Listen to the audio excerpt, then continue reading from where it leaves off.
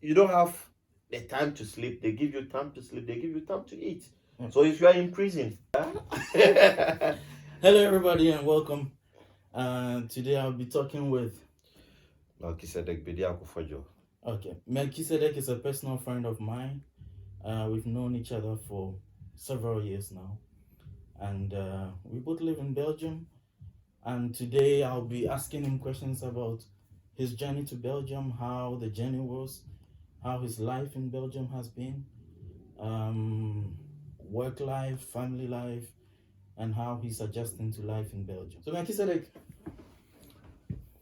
which part of Ghana do you come from? I come from Kintampo, Kintampo. from Bunahafo region. Okay. I study in Kintampo SDA Primary and come to Accra to study at ATTC. It's a technical school in Okay. Accra. Then I start processing mechanical in Accra. I work in Toyota Ghana in Accra for so many years. A mechanic in Toyota Ghana? Yes. Cool. From there, I went to Bronx Toyota in Tema, one of the engineers' workshop. I worked there for a few years and left and go to Tema Refinery and worked for 6 months. And left to United Arab Emirates. Okay. And worked 3 months and left to Iraq 2008 when the war was there. Oh, wow. So I worked in Iraq two years with US military as a truck driver, as a mechanic. Right. So then I moved back home, established my own workshop. So after the UAE, you went to Iraq, worked with the US military, and then after that I returned back home. You went back home to Ghana and set up your own workshop. The workshop name was Medford Automobile. I used my with your own name. Okay. The Milk and then Ford. They are added together. Not that you're a specialist of Ford. No, I just used the two names. Then I created it. Okay. So there I started working as a mechanic. Then I started pushing some courses. And how was work life in Ghana with your own workshop?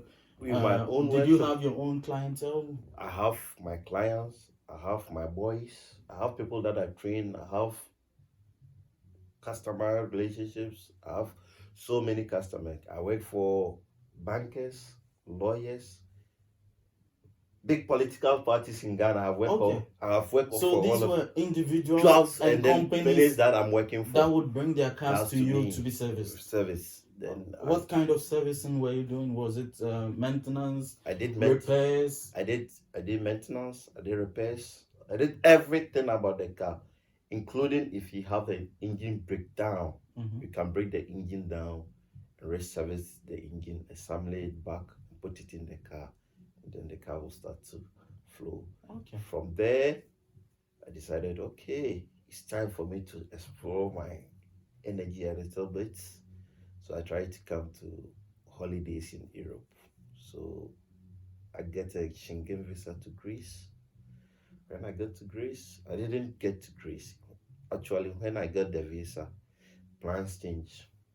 So your intention was to come and return back. Was to, like you had done with Iraq, except Iraq isn't Europe. But you wanted to come to Europe, visit, and then go back to your. So when I got the visa, so I got to call a few friends there about my aunties are in UK. I called them, I got the visa. They said, oh, if you get to Europe, go to Belgium, you can come to UK. I said, wow, it's easy like that. I said, yeah. I said, okay. So on the 26th March 2015, I flew from Ghana to Rome. Rome to Belgium. So the intention to go to Greece just switched. But you had a Schengen visa, which meant that you could travel to any European country. And you chose Belgium because it would be easy to get to the UK. So I flew into Belgium. My first destination in Belgium is Antwerp. So, but you landed in Brussels, right? I landed in Brussels, and then Did you have family in Belgium? never. I don't know any. You had no family. Nobody in Belgium. Nobody. You knew nobody. No family. No friends. Nothing. So where were you going to live in Belgium before you got to I the UK? guess the guy that get me the visa had a friend there In Antwerp. Okay. So he accommodated me for 3 days. So I talked to one or two people to move to UK. He brought somebody. The resemblance is perfect. Okay. If you see the guy, you see Melchizedek. He gave me his card. So the idea was you would use that guy's card documents to travel to UK. To get to the UK. So he gave it to me, charged me 1,500 euros. I paid it. Wait, hold on. Let's circle back. Yeah.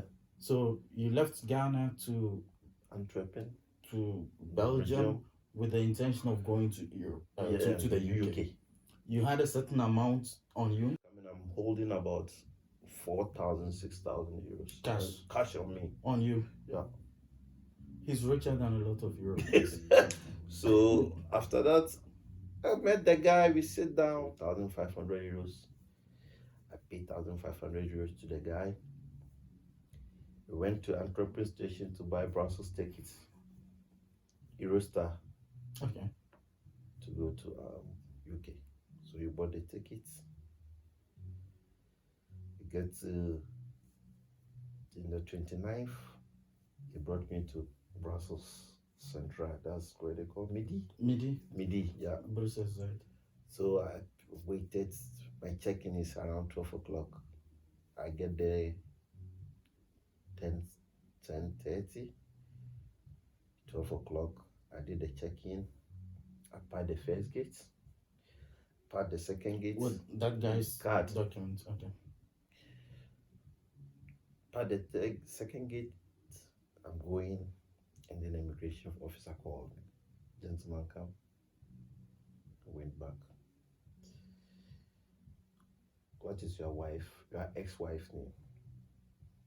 I say, I don't have nothing to do with my ex-wife. Say it's necessary. Once you divorce with your ex-wife in your card, you need to know his name. So I became furious. So that 29th, my life changed definitely. How so? I lost my confidence to travel because they arrested me. Okay. They arrested me in Midi on the 29th and take me to deportation center. But unfortunately, when I got here, something happened. I don't know, my passports, my driving licenses, all my certificates were with the agent friends that he should give it. They should give it to him. Okay, so this was the guy documented in Antwerp. Yeah. So he maintained everything. So they took everything from me. When I got there, they arrested me, they detained me. The next day, they take me to Bruges. Why Bruges? Bruges, there is a camp there. It's like, it's a deportation center, like. Okay. So they kept me there for 4 good months. In Bruges? In Bruges, for 4 months. The first 2 months the first 3 days was hell to me. Because I haven't been into police custody before. Life just changed. God being so good, I met a Ghanaian man there. At the deportation center. Is it similar to what we would consider prison? Yeah, or yeah. Is it the exact same thing? It's like you don't have the time to sleep. They give you time to sleep. They give you time to eat. Yeah. So if you are in prison, so, yeah, it's the same treatment. It's the same thing, yeah. Okay. So, rather unfortunately, I met one Ghanaian guy there.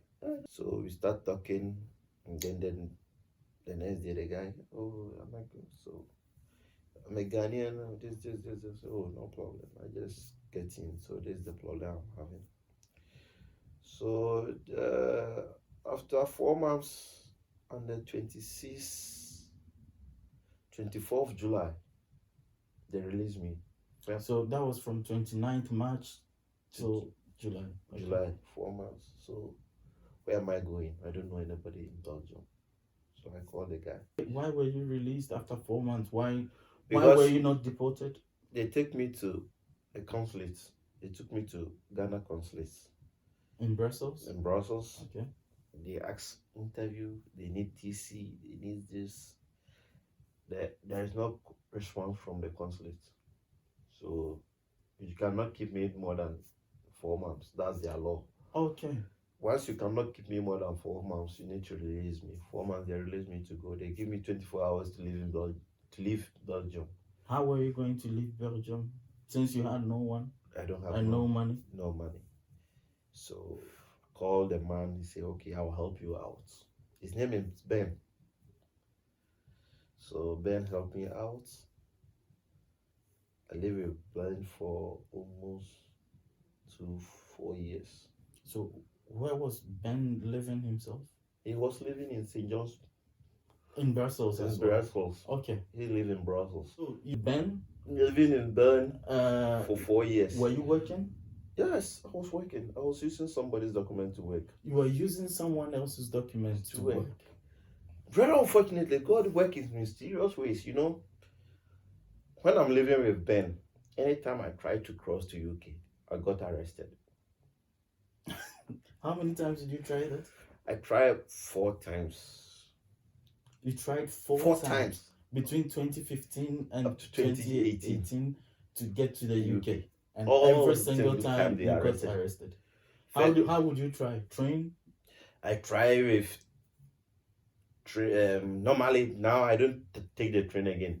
I wanted to I always go to France to from France. The 4 times that they arrested me in France, or within 24 hours, they not leave me, because anytime I get arrested, I have something that God have given me. I always say that it's a blessing to me. It's a +1, because not that I'm perfect or I'm holy or something like that. Anytime I get a problem, I have a favorite hymn that I always sing, but I can't complete the hymn. But for the first stanza, if I finish the first stanza, something happened. May I ask which hymn it is? Take time to be holy. Take time to be holy. Okay. I always sing that first stanza. Between, if you arrested me, maybe 12 in the afternoon, the next 12 midnight, God will speak. The next one, you need to release me. Wow. So it happened in France several times. So one police officer been arrested me for France. He only tell you, I say, you this boy. So the police officers recognize it's you. not me. So he said, you this boy. Why do you want to go to England? I tell him, I don't speak French. Mm-hmm. I don't speak Dutch. Last one, I decided not to try again. I keep my fiancé. I keep my fiancé in suspense. That's 28. So the last time, the 5th time. You tried the 5th time? The 5th time. I thought you said 4 times. The 4th time, the 4th time, Jessica wasn't in my life. Okay. So the 5th time, somebody convinced me can do everything. He get me fake name, fake ID card, fake driving licenses. I take a car from Antwerp to Calio. Cross to the UK. You know, Calio, they have 3 borders. You have the main border. I didn't know that. They have first border, second border is the France border. Mm-hmm. The 3rd border is the UK border. UK. So you get there. The guy is very, very intelligent. He take the guy. The guys look at the car like that. It's fake. So wow. They detained me there. Now the whole night. The next day they say go home. Yeah. So let me get this straight. Why would they always just release you in France? I, that's what I was telling you.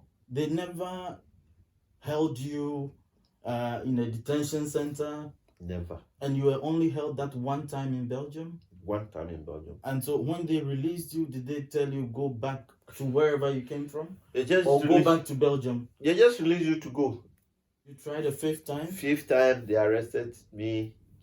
My wife started calling people, those she's known around me. and you didn't tell her you wanted to go to the UK. I just want to go and surprise her. Oh, things we do for love. Yeah. So, this is just the first part of the interview we did with Melchizedek. There are parts 2 and 3 coming up in the next few days.